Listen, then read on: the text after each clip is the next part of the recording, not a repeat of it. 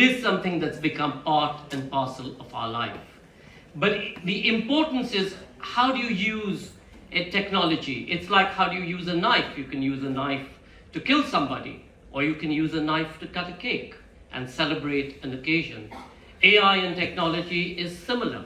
We can use AI for good, or we can choose AI for all the stuff that's not so good, including pointing bombs at people. It's really, at the heart of this is the creative process. It's the technology that will help us, but within that, whether it's the storytellers, or whether it's the gaming people, whether it's the wonderful publishers, everything today uses technology and AI. And rather than shunning it, please look at how we can use this to be much more creative and take our world forward to a much happier place. Our London edition is a vibrant affirmation of multilingual, multicultural literary exchange.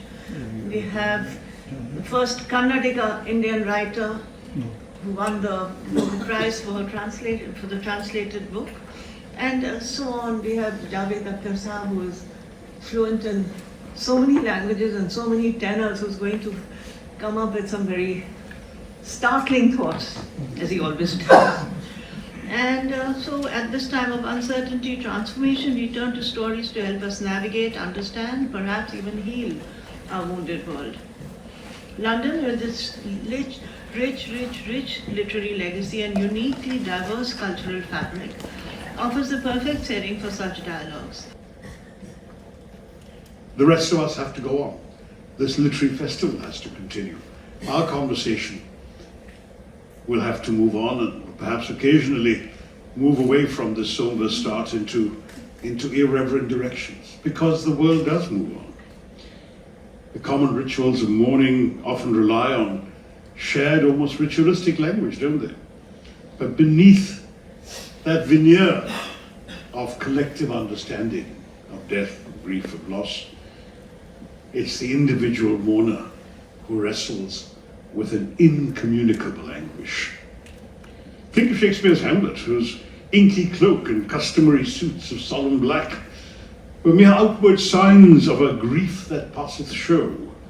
His struggle to articulate the slings and arrows of outrageous fortune, or the thousand natural shocks that flesh is heir to, speaks to the difficulty of translating internal torment into eternal utterance.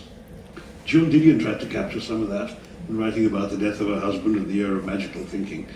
She records all the mundane details of her life. She has to go on with the bureaucratic necessities, and beneath it all lies this unspoken, unutterable grief that no amount of eloquent prose could fully capture. I've been through that, and I assume many in this room have known what I'm talking about, so I'll leave it there. Literature, and this is a literary festival, in its unending quest to illuminate the human condition, continually returns to this difficult terrain. Not, I think, necessarily to provide answers, certainly not always successfully providing answers, but at least to bear witness to the enduring human struggle to articulate the inarticulable. It reminds us that while words may falter, the imperative to express and acknowledge our deepest sorrow always remains, even in our silences. Thank you.